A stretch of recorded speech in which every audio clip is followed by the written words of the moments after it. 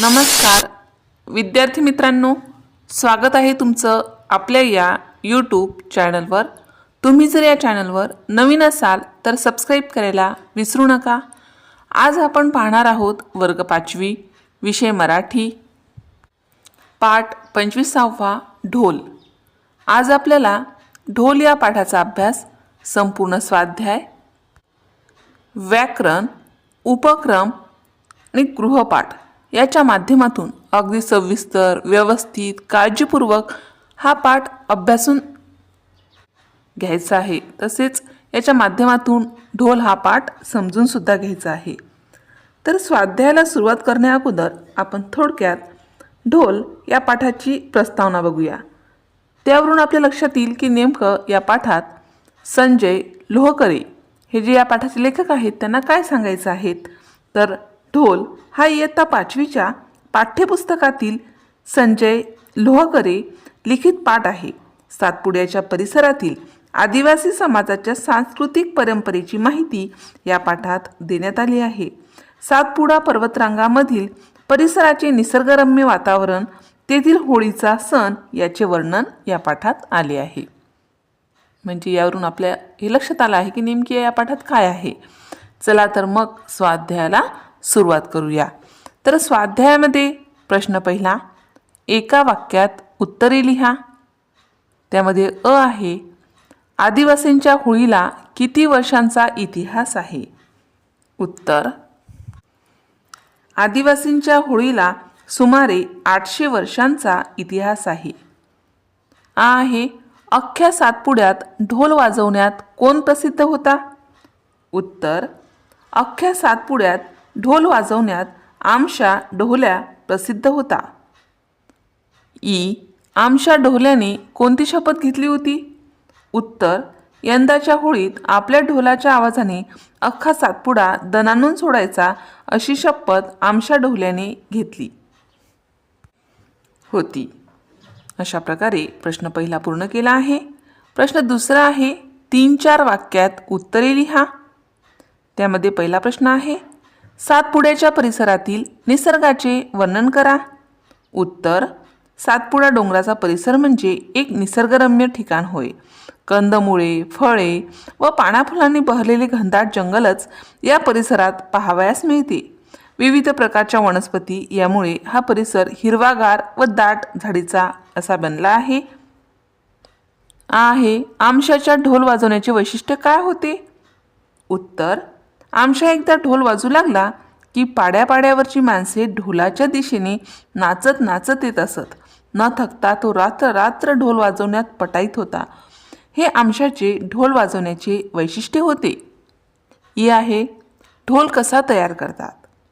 उत्तर, ढोलाचा सांगाडा हा आंब्याच्या किंवा सागाच्या लाकडापासून तयार केला जातो। त्यावर कातडी चढवतात। कोणी ढोलाची पाने बसवतात तर कोणी दोऱ्या आवळतात। अशा प्रकारे एकमेकांच्या सहकार्याने ढोल तयार करतात। ई आहे, ढोलाच्या रूपाने आमशा आपल्यातच राहील हे पटवून देण्यासाठी भगताने काय सांगितले। उत्तर, आमशा मरण पावल्यानंतर त्याला सागाच्या झाडाखाली गाडले जाईल। आमच्या सध्या मातीचा त्याची मातीच होईल। त्या मातीत सागाची बी रुजेल। त्यापासून सागाचे मोठे झाड तयार होईल। त्याचा पुन्हा कोणीतरी ढोल बनवेल। तो ढोल वाजू लागला की त्या ढोलाच्या रूपाने आमशा आपल्यातच राहील अशा प्रकारे भगताने पटवून दिले। अशा प्रकारे प्रश्न दुसरा पूर्ण केला आहे। प्रश्न तिसरा आहे, वाक्यात उपयोग करा। त्यामध्ये पहिला आहे, असं म्हणतात घुमणे। उत्तर, दिंडीतून जाताना वारकऱ्यांचा आवाज असं म्हणतात घुमला। आ आहे, पटाईत असणे। श्रेयच कुस्ती खेळण्यात पटाईत होता। ई आहे, दणाणून सोडणे। निवडणुकीतील विजयानंतर सारा परिसर घोषणांनी दणाणून सोडला। ई आहे, शपथ घेणे। सविताने यापुढे खोटे न बोलण्याची शपथ घेतली। उ आहे, रिंगण धरणे।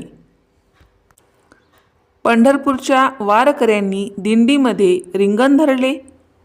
अशा प्रकारे प्रश्न 3 पूर्ण केला आहे. प्रश्न 4 आहे, तुम्ही होळी हा सण कसा साजरा करता त्याचे वर्णन करा. उत्तर, होळी फाल्गुन पौर्णिमेला असते. या दिवशी आम्ही होळीसाठी लाकडे जमवतो. होळीचा रात्रीचा मुहूर्त असतो. त्या मुहूर्तावर आम्ही आमच्या अंगणात होळी पेटवतो. होळीच्या व होळा अशा 2 मोळ्या रचलेल्या असतात. मोळ्या थोड्या पेटल्या की आई, वहिनी, ताई होळीच्या पूजेचे ताट घेऊन येतात. गंध, अक्षदा, कुंकू, हळद व फुले वाहून होळीची पूजा करतात. नारळ फोडण्याचे काम माझ्याकडे असते. शेजारच्या बायकाही होळीची पूजा करायला येत असतात. घरातील सर्वजण होळी पाहायला येत असतात. तेही पूजा करून नमस्कार करतात. होळीला पुरणपोळी करतात. पुरणपोळीचा नैवेद्य होळीत टाकला जातो. त्यानंतर जेवणं होतात. आमच्या घरी होळीचा सण साजरा होत असतो. अशा प्रकारे होळीविषयी थोडक्यात वर्णन केले आहे. तुमच्या भागात होळी कशा प्रकारे साजरी केली जाते त्याप्रमाणे तुम्ही वर्णन करायचं आहे. प्रश्न 5 आहे, लोकसाहित्यातील होळी या सणासंबंधीच्या कविता शिक्षकांच्या मदतीने मिळवा, गाऊन दाखवा. तर या ठिकाणी लोकसाहित्यातील होळी सणावर आधारित अतिशय सुंदर गाण्यायोग्य मराठी कविता देत आहे. ही कविता वर्गात गाऊन सादर करण्यासाठीही योग्य आहे. होळी लोकसंगीताच्या ढंगातील कविता. होळी आली रे होळी आली, रंगाची उधळण झाली आली. ढोल ताशांचा नाद घुमे, गाव सारा आनंदे न्हाली. फागुण मास हसरा आला, आनंदाचा गंध दरवळा. अबीर गुलाल उधळून सारे, दुःख विसरुनी झाले एकमेकांचे. लाकूड रचुनी होळी पेटे, वाईटाचा नाश घडे नेटे. प्रल्हादाचा जयघोष होई, सत्याची मसाल उजळून जाई. बाळगोपाळी गातात फाग, आई बहिणी धरती राग. नाचत गात रंग खेळती, स्नेहभावना मनात भरती. होळी सांगते माणुसकीची, प्रेम मैत्री आणि आपुलकी. रागद्वेष सारे जाळूनी, नवे नाते जपू या मिळूनी. सूचना शिक्षक व विद्यार्थ्यांसाठी. ही कविता फाग किंवा लोकगीताच्या तालावर गाता येईल. ढोलकी, टाळ, झांज वापरल्यास सादरीकरण अधिक सुंदर होईल. समूह गायनासाठी अतिशय योग्य कविता आहे. अशा प्रकारे आपण स्वाध्यायामध्ये दिलेल्या सर्व प्रश्नांचा या ठिकाणी अभ्यास केला आहे. आता आपण समजून घेऊया. यामध्ये काळ दिला आहे, काळाविषयी माहिती. तर खालील वाक्य वाचा. त्यामध्ये वाक्य आहेत, इरफान वेगाने धावतो, इरफान वेगाने धावला, इरफान वेगाने धावेल. पहिल्या वाक्यात इरफान धावतो म्हणजे क्रिया आता घडत आहे, म्हणून हे वाक्य वर्तमान काळातील आहे. दुसऱ्या वाक्यात इरफानची धावण्याची क्रिया होऊन गेली आहे, म्हणजे क्रिया पूर्वी घडली आहे, म्हणून हे वाक्य भूतकाळातील आहे. आणि तिसऱ्या वाक्यात इरफान धावणार आहे म्हणजे अजून धावण्याची क्रिया झालेली नाही, क्रिया पुढे घडणार आहे, म्हणून हे वाक्य भविष्यकाळातील आहे. क्रियापदाच्या रूपावरून वाक्यातील काळ ओळखता येतो. वाक्यातील क्रियापद काळानुरूप वापरलेले असते. वर्तमान काळ, भूतकाळ व भविष्यकाळ हे काळाचे मुख्य 3 प्रकार आहेत. वर्तमान काळाविषयी माहिती बघा. खालील परिच्छेद वाचा. रोज सकाळी हत्तीचा कळप नदीवर येतो. काही हत्ती थोडा वेळ नदी किनाऱ्यावर फिरतात. किनाऱ्यावरच्या मातीत, वाळूत खेळतात. तर काही हत्ती नदीच्या पाण्यात जातात. सोंडेत पाणी भरून एकमेकांच्या अंगावर उडवतात. हत्ती बराचसा वेळ नदीवर घालवतात. नंतर जंगलाच्या दिशेने चालू लागतात. अधोरेखित केलेले शब्द वाक्यातील क्रियापदे आहेत. या क्रियापदांनी हत्ती रोज सकाळी काय करतात, कुठे जातात, तेथे काय करतात हे आपल्याला समजते. क्रियापदांवरून क्रिया नेहमी होते, आताही होते हे जाणवते. ज्या क्रिया सातत्याने केल्या जातात त्यांची क्रियापदे वर्तमानकाळी असतात. तसेच जी सत्य बदलत नाहीत ते दर्शवतानाही वर्तमानकाळी क्रियापदे योजतात किंवा वापरतात. उदाहरण, सूर्य पूर्व दिशेला उगवतो, सूर्य पश्चिमेला मावळतो.